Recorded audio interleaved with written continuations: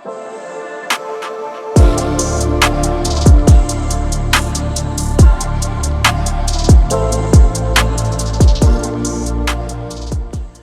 this video gets started, this was like recorded honestly like 5 days ago. I just been busy, just trying to still get used to my new schedule. For a couple of days I wasn't feeling really well, so I just, you know, when I don't feel good I just want to lay down and just relax. But anyway, because the topic of this obviously is a little bit old, you know, with the YCS, but I just want to let you guys know why the delay for videos has been. I just haven't been feeling good, but we're back at it, and I'll just get to this video because it's about to be like 20 minutes, so enjoy. What's going on, YouTube? It's your boy Trinity Wolf, and well today we're going to be talking about YCS Richmond's top 32. So as you can see from the list here, we've got 8 Unchained, 5 Children, sorry, 4 Rescue Ace, 3 Infernal Noble, 3 Labyrinth, 3 Curly, 2 Makanto, and then 4 randoms. But today we're going to be talking about heroes, of course, and what we can do to deal with these strategies. So, of course, first we're going to be talking about Unchained. So we're going to be looking at pretty much the deck here, as you can see. So we got 2 Effect Veiler, the Rhino, 3 Ash, 3, I don't know how you say it, Aurora, 1 of the Rokea, but as you can just see the list here yourself, and then of course, then we got the extra deck as well. But we don't really have to worry about the extra deck as much, other than just overpowered cards like SP Little Knight and, you know, the DV cards that they are able to just basically cheat out for absolutely free. And also for heroes, one of the weaknesses that they play that we have to deal with is Nibiru the Primal Being. Of course, heroes now, we can, depending on how our hand is and the amount of disruptions they have, Nibiru doesn't hurt as bad anymore, but being able to have the multiple hand traps like the Effect Veilers, Ash, and Imperm, that's kind of tough, just depending on the hand. Like, of course, if we go first, I mean, they're probably only going to see a few of these, but, you know, if they see too many hand traps, then, you know, they're not going to be able to combo off. But anyway, the way we really deal with this is the best, obviously the best choice is going to be our, you know, D-Force with Plasma on the field. Imperm won't be able to do anything. They can't target anything. Our card, Plasma, can't be destroyed. The only way I see them maybe even outing that would just trying to be by battle. But then, of course, the more cards they commit to the field, well, the more cards they commit to the grave, the bigger Plasma's gonna get. Of course, since, you know, if we're going first, you know, Plasma's not gonna be as big. But if we have DPE on the side of the field to protect him, then you know, that's pretty good. And also, Dark Law does quite a bit of work here.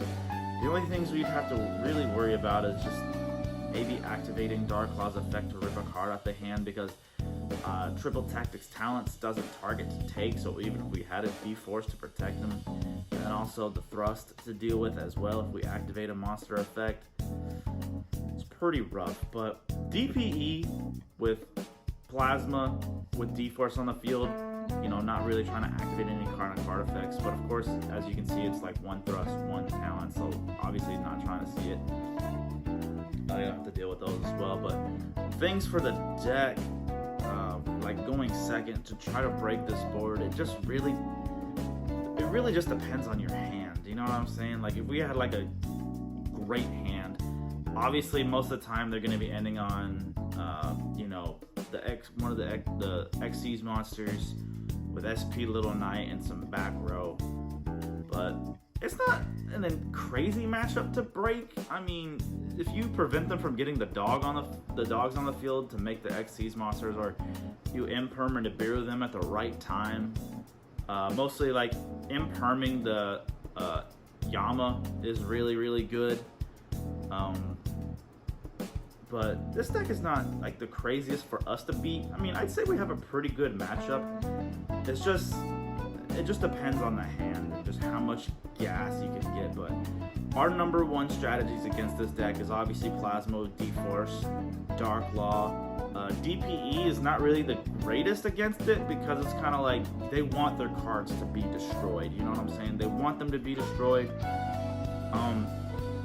But yeah, because even like Dark Angel isn't the greatest because now they have like the 2 dogs to just tribute over it. So, and then, you know, they play Link, so Dark Angel isn't really the strongest. I mean, they mostly want monsters, so spells aren't really the heavy priority of this deck, as you can see from the low amounts of cards that they actually play. It's just a bunch of monsters. So Plasma is definitely the strongest thing you can do against this deck. Alright, moving on. Next we have, I'm going to talk about, instead of going straight to tier limits, we're going to go for Infernal Noble. So, I don't know if any of you guys actually have trouble with Infernal Noble. The only thing that I could say right off the bat is very useless against this deck. Destiny Hero Dark Angel will do absolutely nothing to this deck. Also, they're warriors, so Rivalry won't do anything either with Dark Law. But of course, everybody plays their deck differently. But we're just looking at the top YCS, and because you know how everybody is. Like, a bunch of people are just going to copy a lot of the top decks. Like, hey, they topped the YCS with this. I'm going to copy this exact build. Which I kind of noticed that happen at literally my locals the other day. Like, a lot of people are playing a lot of these decks from, you know, maybe they weren't copying it specifically, but they were literally the decks from the YCS. But let's talk about Infernal Noble for a second. Of course, the number one thing is, you know, if they go first and we have no disruptions, yeah, it is very, very difficult to break this board. They put up a lot of stuff. Considering like you're looking at the extra deck, you've got the Baron de Fleurs, the Appaloosa, even SP Little Knight, the Rolands, the Emperor Charles, and then just also just, you know, on top of maybe having Imperms. And even the Droll and Lockbird. Let's talk about that too. Droll and Lockbird just absolutely kills our deck, which you already know. I guess people are still maining this card for some reason. But anyway, the choke points of this deck, I wouldn't even really say... Isolde isn't really a choke point. Because, I mean... I guess it depends on what they start with. But with... starting off with Connector and Aqua Dolphin already getting access to your hand, that kind of sucks, because it would really suck to use Ash's effect on the Connector when you could definitely stop something crazier, but you already know the Aqua Dolphin's going to come out. They're going to pitch a card to, you know, get rid of the Ash, or even Droll if you're deciding to main it, because I don't know how everybody plays their deck, but they're going to hit some kind of hand trap if the Connector goes unanswered. And then obviously with Durendal being able to get a Fire Warrior, which is absolutely crazy. And just the equip spells are just absolutely nuts. And the fact that they can play the Diabell Star package is also crazy. But that's why I was trying to say that Plasma D-Force has been like the #1 card for the strategy for this format. Because if you think about this, I mean, look at their deck. Bunch of monsters, right? Ton of equip spells, because if you try to even equip, you know, something cute to one of our cards, since equip spells technically target, they can't put it on any of our stuff. Even Imperm here is useless. The only things you have to really fight through would be the Droll and Lockbird, but even Plasma D-Force, they're not doing really anything. But of course, if we look at the extra deck, probably... I mean, of course, stopping the Isolde is really good, but the fact that it sends for cost, it's going to get their equip spells to the grave regardless. And then even stopping the Search doesn't really do anything because they can't use that card anyway.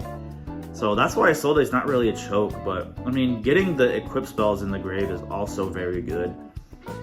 And as you can see, I mean, it's not showing the name, but that ring card is really good. I know it's like kind of difficult to talk. For me, it's kind of, this is like something new I'm doing. But for me, it's kind of difficult because it's like, you don't know how, you know, the way they start their play. It's never gonna be the same, you know what I'm saying? But I'm just gonna basically put out like our top cards that are easily able to, like, you know, if we're going first, the easiest way to deal with this. Obviously, Dark Law is gonna be very crazy against this deck as well, not having the graveyard, all their equipped spells get banished, so you know they won't be able to recur any of them back. And then also making sure the Snake Eye doesn't go to grave is also very good as well. So I guess our top boss monsters for this deck would be Plasma. I mean, the D-Force is great, of course, but you're not always going to see D-Force, so Plasma D-Force would be highly recommended. Dark Law is absolutely really good against this deck. And then also having Shining Neos as well. Let's not forget about Shining Neos. Being able to nuke the entire board. I mean, obviously most of their stuff is fire, right? But, you know, being able to prevent them from going into any synchro summons or link summons is very good. But of course, with the new card being the Super Star Slayer Sky Crisis, this is a card to look out for, because I keep forgetting that they can do it on their turn if you summon more than twice from the extra deck. So if they have a body on the field, they can easily slap over this. And what really sucks about this card hitting the board is you can still make Shining Neos Wingman, but you won't be able to use his effect to nuke the cards on the field. But then if you do it beforehand, they can just use this card to detach material and then just... Well, I guess they can't really bounce it to the hand considering how Favorite Contact works, but it being able to bounce back any of your boss monsters is also a problem. Also, Relinquished Anima, so also be careful with your zones. There's been too many times where I put DPE under the Wonder Driver, and then they get rid of the Wonder Driver, and then they put Anima right there, and then they take the DPE.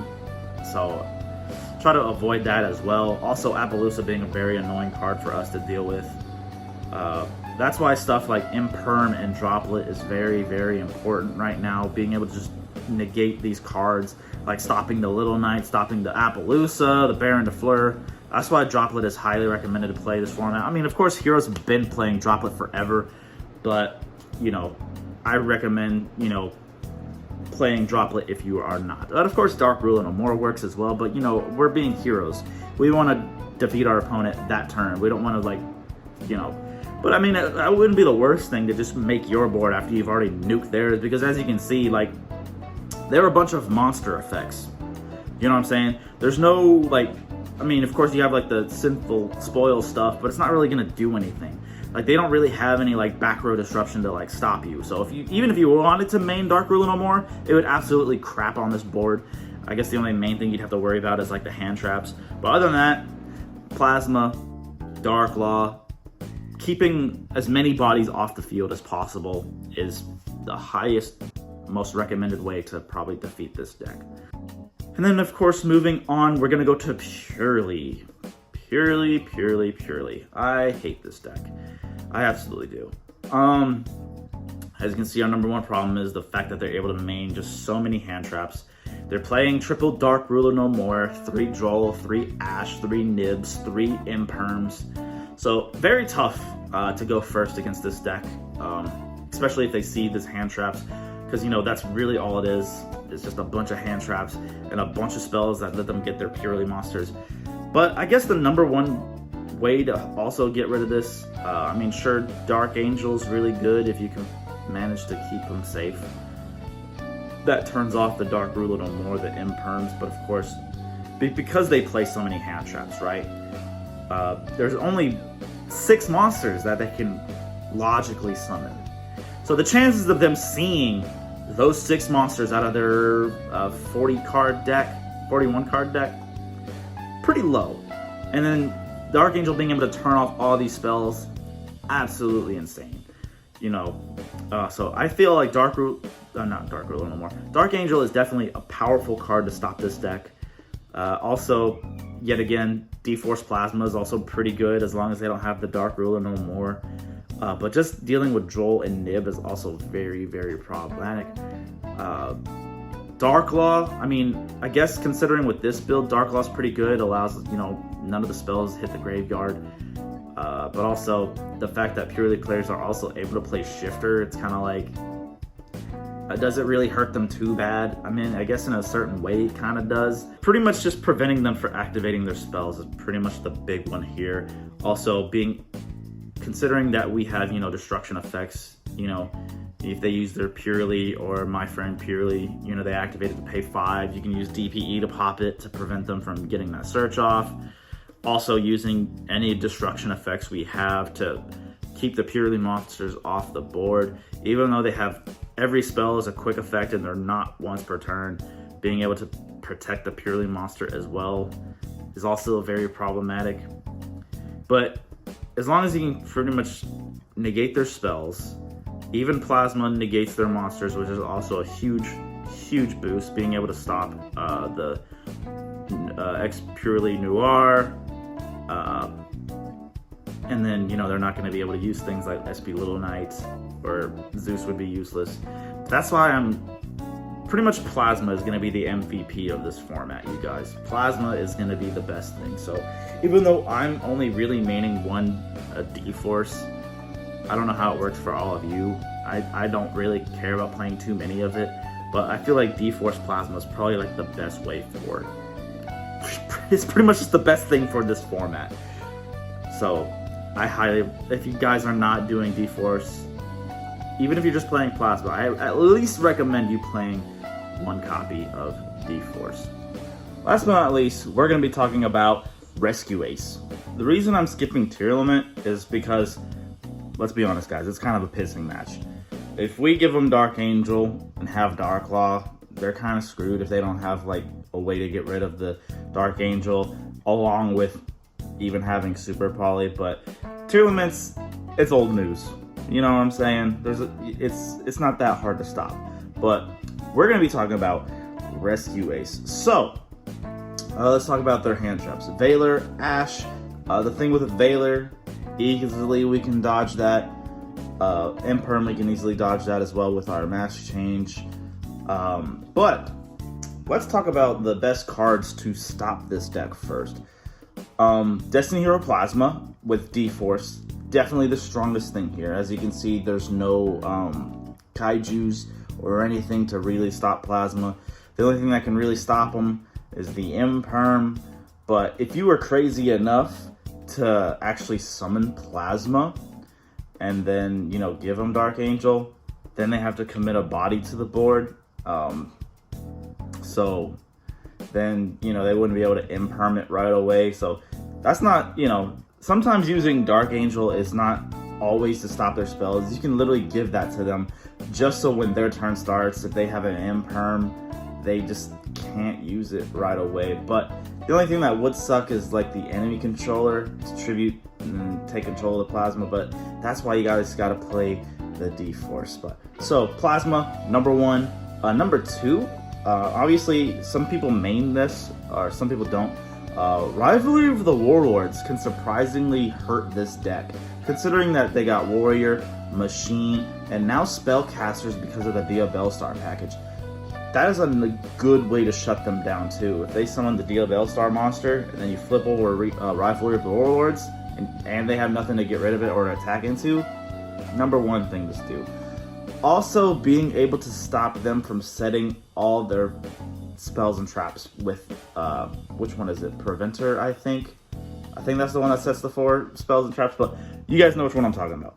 Stopping that, even going second, this board is not hard to break at all for heroes, especially if you stop that spell and trap situation.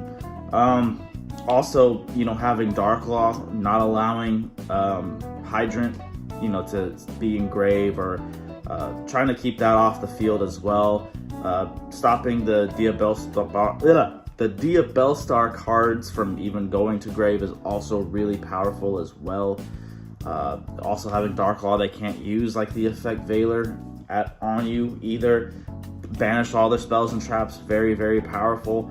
But other than that, we have a pretty good matchup against Rescue Ace. We have a lot of good cards in our deck already that can easily hurt this deck, but still be aware, very powerful deck. But I think that's going to be it for this video, you guys. I was trying to keep this under 20 minutes, but it still hit 20. But if you guys like this and you want more videos like this, please let me know. Smash that thumbs up button, hit the subscribe button for me. You guys have been doing amazing. You guys have been doing an amazing job with that, hitting 1,500 subscribers now. Almost 500 more before we hit 2,000. I hope to hit it before the end of the year, but that's kind of a stretch asking for 500 subscribers within 1 month. But anyway, guys, this is going to be your boy Trinity Wolf signing out, and I hope you enjoyed this video. I will see you guys in the next one.